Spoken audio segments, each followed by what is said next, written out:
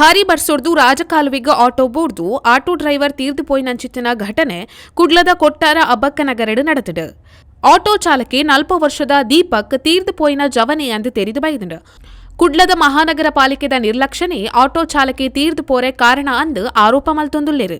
ಕಾಲುವೆಗೆ ತಡೆಗೋಡೆ ಕಟ್ಟಂದೆ ಇತ್ತಿನ ಹಿಡ್ದು ಈ ರೀತಿದ ಭಾರೀ ಮಲ್ಲ ದುರಂತ ನಡೆದು ಬಂದು ಜನಕುಲು ಆರೋಪ ಮಲ್ತೊಂದುಲ್ಲೇರು.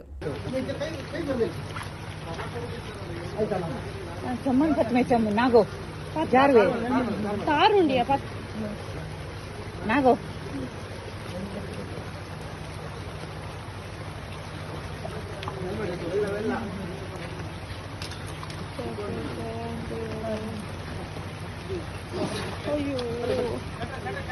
अब नहीं बुढ़ लेना बुढ़ अरे अरे दालच दालच दीपक हां यार मैं तो